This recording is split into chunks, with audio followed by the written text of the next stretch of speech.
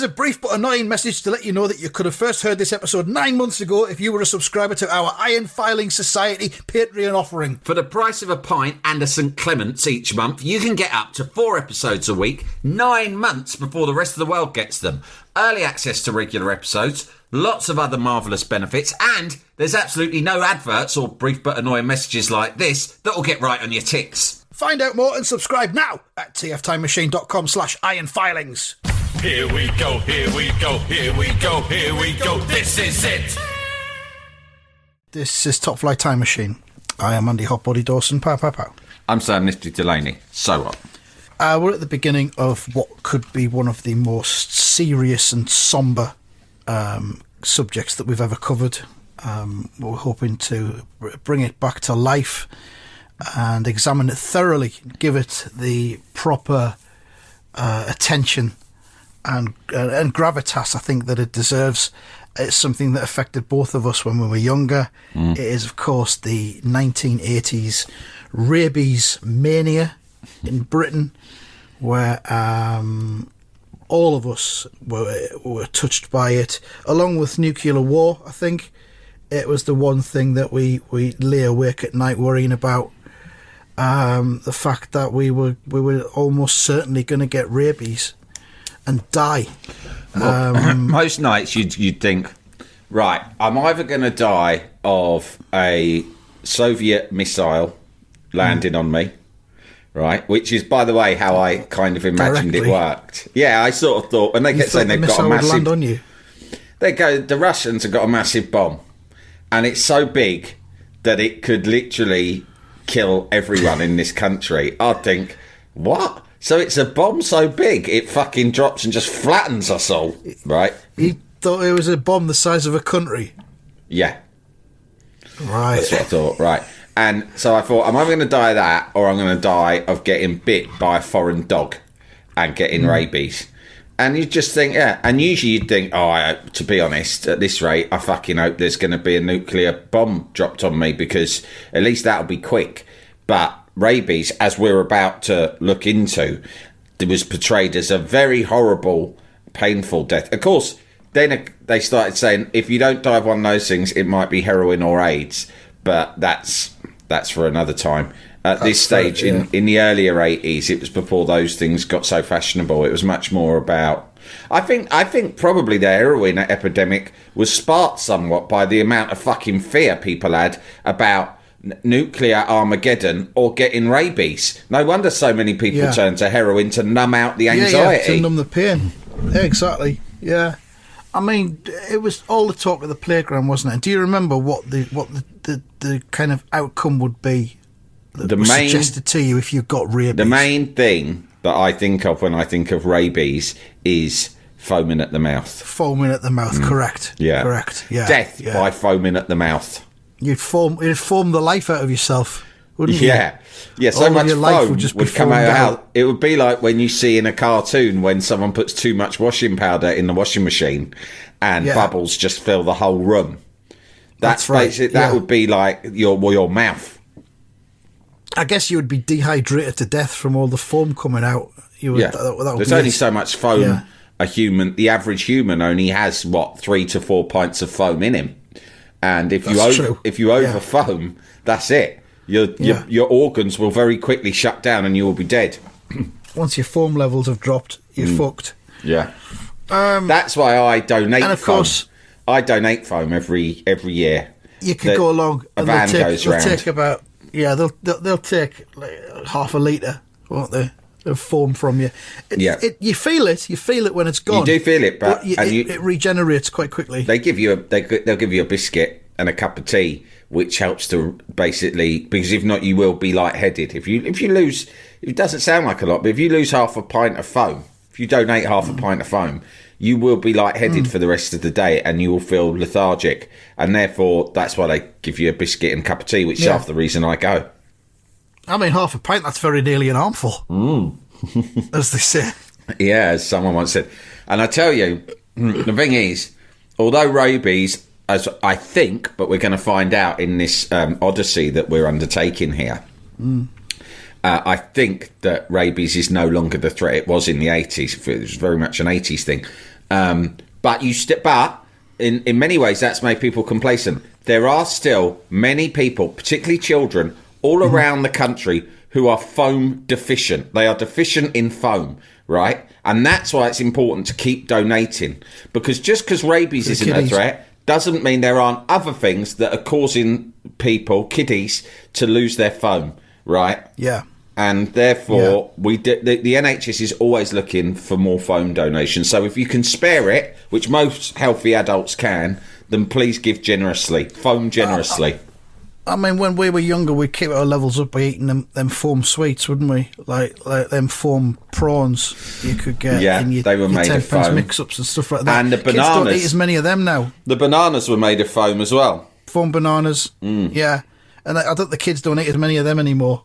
And so foam levels are just dropped naturally, I think.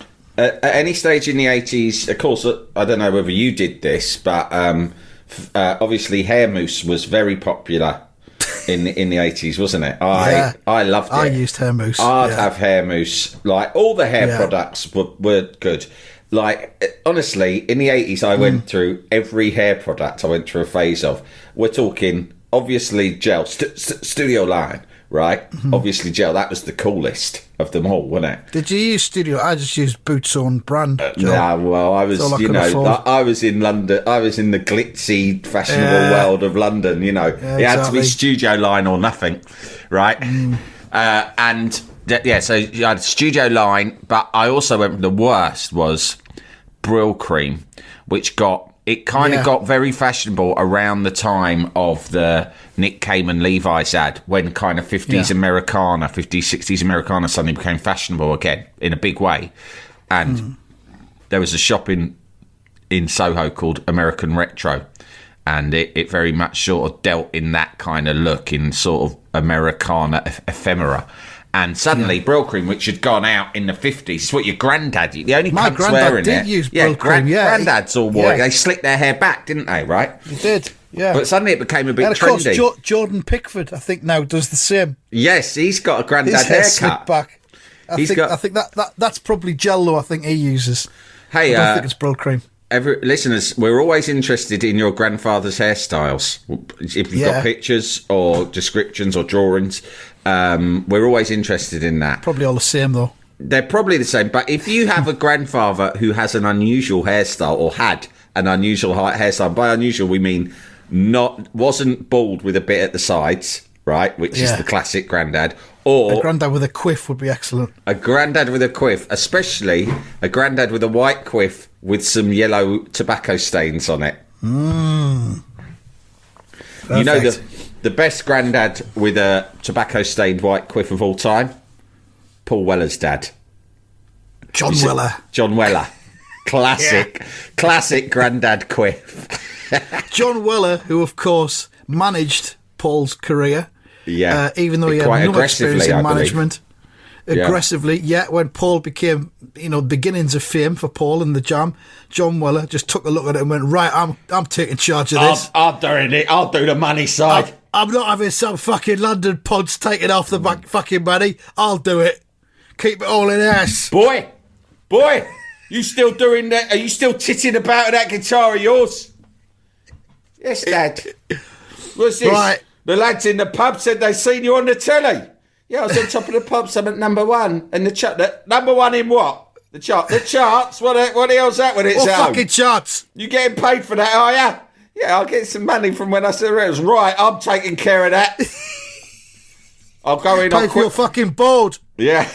Yeah. Boy, you written any more songs yet? Yeah, we'll fucking get to it. They're insatiable, these teenagers. They can't get enough of it. I've just had fucking Polydor on the fucking phone. They want another album by the end of the month. Want it out for Christmas. Crack on. I don't know. Do you want an hand? I'll give you a hand. It seems fucking easy to me. Moon, spoon, June. All rhymes, doesn't it? Love, gov. Something like that. Go on, get going, boy. Go on, get out there. Get out in the garden and do it. Don't do it in the house. Don't do it in the house. You know what your mum's nerves are like. She's a slave to them. She don't need to hear that bollocks. She don't mind when it's finished. Go and do it out in them woods that you like hanging about in, where you smoke them funny cigarettes. Go on. With your fucking mates, Bruce and fucking Rick. I don't know what's going on between you three, but I don't like it. Starting to think you might be a bunch of fucking fairies. But we are genuinely interested in any unusual grandfather haircuts or father haircuts, but only, this is crucial, if your father is of grandfathering age.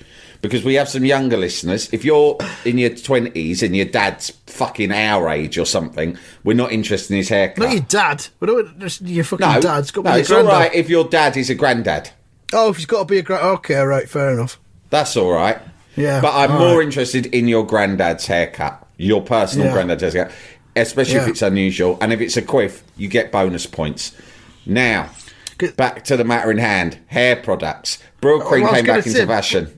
Yeah, I experimented with Brill cream, but my hair was always really thin, so it was ridiculous. The only outcome I was going to get would have been the slick back granddad / Jordan Pickford look. Well, but it was too greasy. It was so greasy, and it was the worst. It was a disaster. It wouldn't stay in place. My hair. Well, I've not told you this before, but it's actually quite bad. I was born with a double crown. Wow. Yeah. Fucking hell, he kept that quiet. I'm thinking of writing one of my reset mental health confessionals about it soon. Like the trauma of being born with a double crown. Do you know what I mean? Get a guest on who had a double crown. And then we can relate to each other. Yeah. What is a double crown? I did have a double crown. Well, your crown is what is the spot on your head that the hair. It's the roots of your hair, Andy. Where it all comes from, isn't it? The epicenter so of the it all grows. hairstyle. It's the epicenter. Imagine being born with two. So you got your hairs growing out two separate spots on your head in different directions. Therefore, getting any shape to a hairstyle is nigh on impossible. What it meant for me a lot, my defining characteristic when I was a young boy at primary school was the tuft. I had a tuft. There was a tuft that couldn't be tamed, Andy. The only way I could have tamed it was if I'd had my head shaved, but there was no way. That was my kids, my parents weren't into that. Where was the tuft, location-wise? Sort of towards the back. Towards the back. At the back. I can post a picture. I've got a couple of great pictures of me with a tuft, and one of them used to be my Facebook profile pic, so I can find it quite easily. And looking back, I've got to say it's really cute, mate. It's lovely. It's actually endearing. It's really lovely and endearing. But at the time, I was like, this fucking tuft. I look like a fucking idiot, right? So then I get secondary school. So I thought, then when I got to secondary school, that was when the hair product for men fucking like revolution happened. And it was a revolution. It was everywhere, wasn't it? Every ad break. Of course it was. Gel, Brill cream, mousse, hairspray. I even used that. So I used it all to try and eradicate the tuft. Nothing worked. The Brill cream, even your stronghold gel, not normal gel, stronghold gel that they claim that once it's in your hair would stiffen to its extent that even if you're in a fucking gale, not a single strand would move. Yeah, like wearing a helmet. Absolute bollocks. Now, I got the Brill cream, and the reason it was a disaster is it was so greasy and disgusting. You put it in, and I probably thought I would have seen Nick Cayman in that ad, where he takes his trousers off, right? And I thought, that's who I want to look like. All the girls. Advert was for American trousers, wasn't it? It was for American trousers, right? Although buy American trousers, it boosted sales in a because it was so. And I know you rightly point out this is an overused word, but it really was iconic. It was an icon. It was so iconic that it not only boosted sales in Levi 501s, it even more had an even bigger impact on the sale of boxer shorts. No one was wearing boxer shorts. Again, boxer shorts were for granddads until then, right? They had to put boxer shorts on because the Advertising Standards Authority said he couldn't wear Y-fronts or briefs because you could see, their words, not mine, the outline of his cock and balls. Right? Yeah. So they said, fucking hell, well, we're going to have to put him in boxer shorts. Everyone was like, well, that's stupid. No one wears boxer shorts. That's what your granddad wears. Apparently, that was it then. Everyone, fucking went up 1,000%. Everyone started wearing boxers. The other thing was it led to obviously increasing people buying old soul records because I heard it through the grapevine, and that had been out of fashion throughout the 70s Motown because punk put paid to it for a little while, and also Brill Cream and all that stuff. Jalapeño. So I'm thinking, I want to look like Nick Cayman. Fuck me. You put it in, you kind of style it with a comb into an approximation of Nick Cayman's quiff.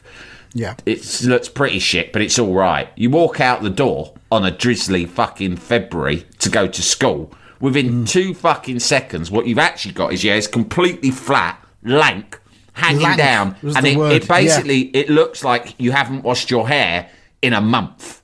Yeah. And you've sort of dipped it in chick fat. It stinks as well, doesn't it?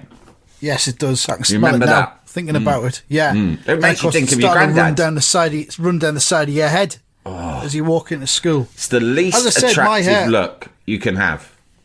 Yeah, my hair was always very thin.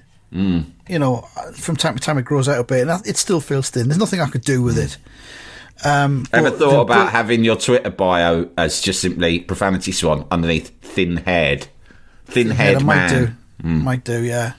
I do. If you ever want to talk about your thin hair childhood, I'm happy to have you on the reset to talk about it if you're ready to address those memories. I'm considering hair transplants. Yeah. It seems to be quite easy to get done now. Yeah, Wayne go Rooney's to had it Turkey. done. It's cheap. Go to Turkey, yeah. I know it. I know a bloke who had it. Your old Sunderland left back, Mickey Gray. Michael Gray. He did it live on YouTube, didn't he? Big advocate of it. And, I mean, let's be honest, he's fucking gorgeous, isn't he? He's a beautiful man. Sunderland's most beautiful man of all time. He did it live on YouTube, Mickey Gray. I remember watching a bit of it for a few minutes and then getting bored. Just going to have a bit of a watch of our old left back having a hair transplant. Yeah, why not? In Turkey or wherever it was. He did it. I don't think it was in Britain. I'm pretty sure it wasn't in Britain. I used gel, but I would use a gel / hairspray combo. Oh, how does that work? Well, you'd use both products. I'd use gel first and then keep it in place with hairspray. Yes, I've done that. I did it all. Yeah, I did that too. Yeah. And I bet that didn't work either, did it? Well, no, because the thing was I had a habit of running my fingers through my own hair. Well, that was trendy to do that. A nervous affliction almost. Yeah, it was nervous, but also it was quite trendy. Again, it was part of the 50s, 60s revival. Everyone wanted to be James Dean. And James Dean. And so, like, you know, another thing was a comb in your back pocket. Because that was what 50s throwbacks did too. Like the Fonz. Yeah, you take it out and then you... Oh, talking of the Fonz... Let's talk about the Fonz. Have you ever seen... before we get to Rabies. I saw it the other day. Someone shared a clip of the Fonz, right? And he's in... I think he's in Al's Diner, right? Like he always is. Diner. Fucking where he always is. I don't know.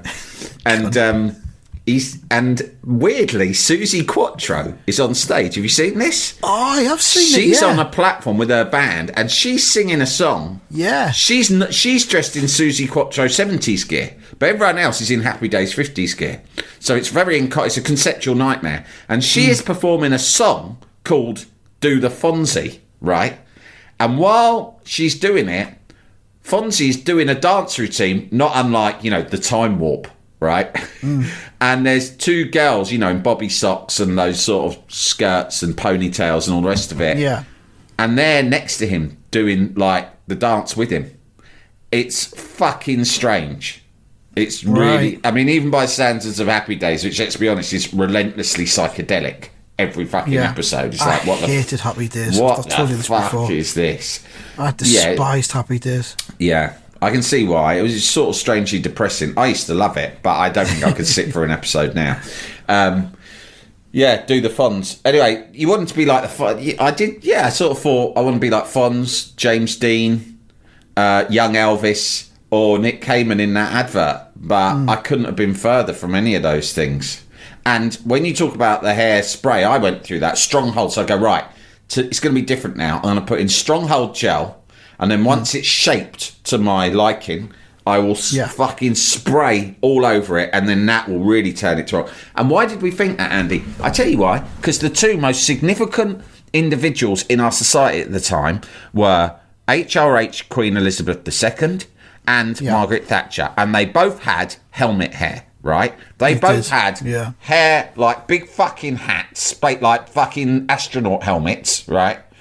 And never, ever did they have a hair out of place. And I tell you who else had hair like that as well? My nan. And I'm guessing probably yours. Most nans, because they put their heads in those machines.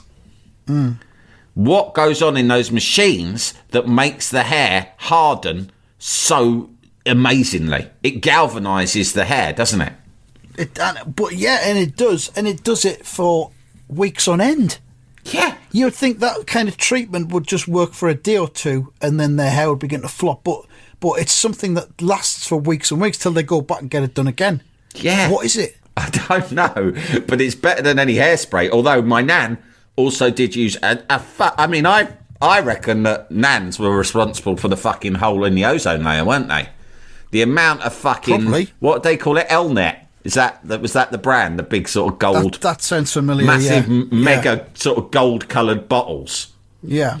And they would spray the fuck out of themselves. But because of that, I think, well, it's working for her and the Queen and Thatcher. It's got to work for little old Sam here, right?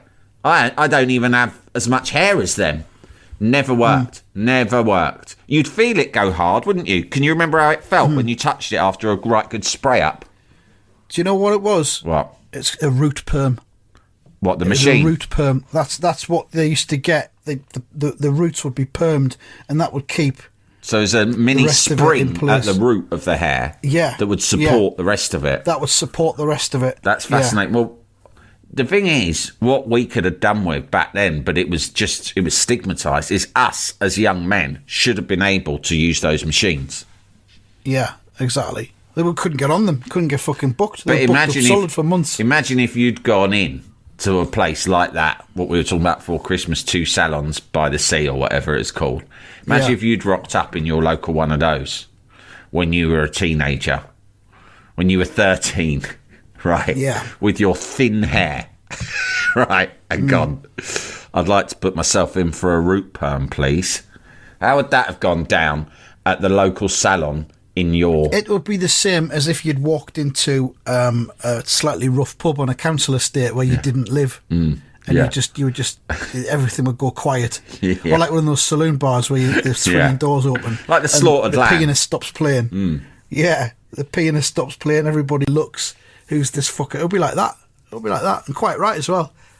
Have you ever... Getting a booking on one of them. You know now when people try to get... an allotment plot through the council, and you go on the waiting list. There's 1,500 people on the waiting list. You got no chance. You'll die before you get an allotment. But there's I don't know if you've heard about this, but round my way, my mate got an allotment, and I said, "How have you done that?" I heard it was like the hardest thing in the world, and he goes, "There are ways and means." And down at every allotment, there's one person who secretly is like the Harry Grout figure who's running it, but he's not official. And you will give them a nod and a wink, and they'll say, "I know one's coming up," or "I know that those people over there, they're going away, they're moving." And if you do a cash deal, they won't declare that they're moving. It'll stay in their name, but effectively it'll be your allotment. Right. Dodgy, mate. It's a black market in allotments. Yeah, it could backfire on you, couldn't it? Because they could decide they want to take control of your plot again, like a son.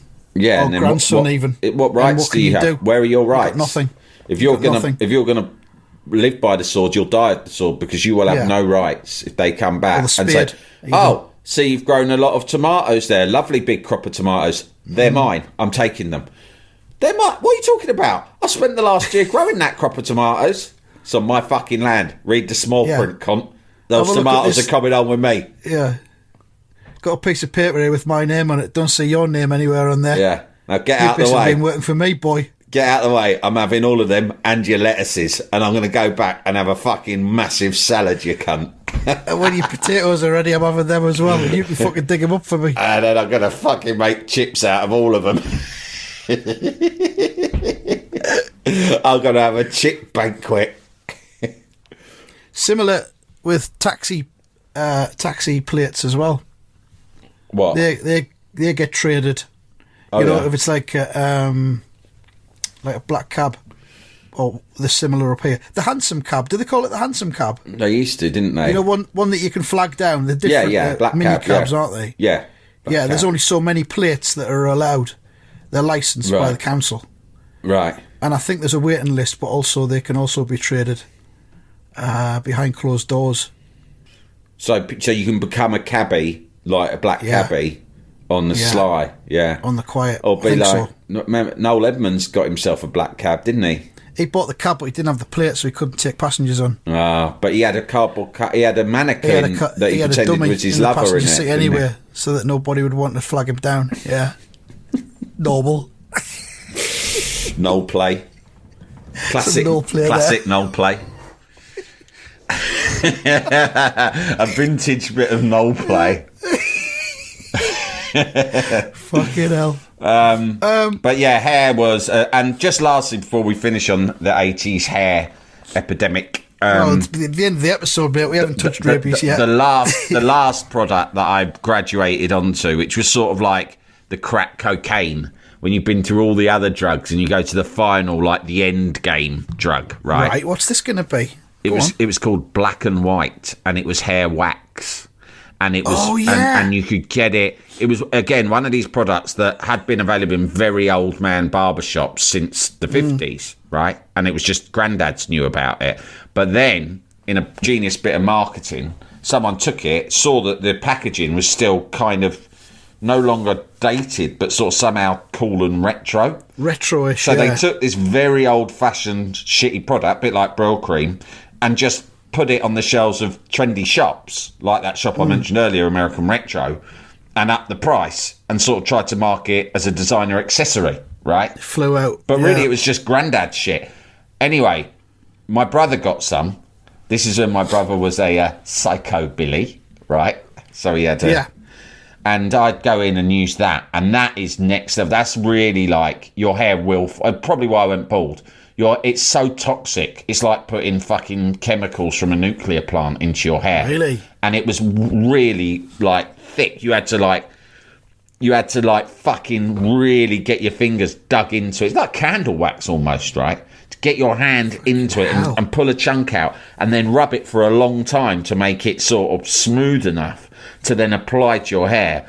But it would never quite be smooth enough. So you'd go to school and someone would go, oh, you've got a big white lump of something that looks like spunk in your fucking hair. It was disgusting.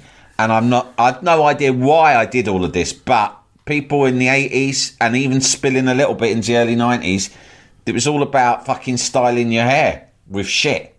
And that takes us back to mousse, which is a form of foam, which is takes us back to rabies. Yeah. And I think the whole wax thing takes us back to rabies as well, because it was something that should have been outlawed in the same way that rabies was.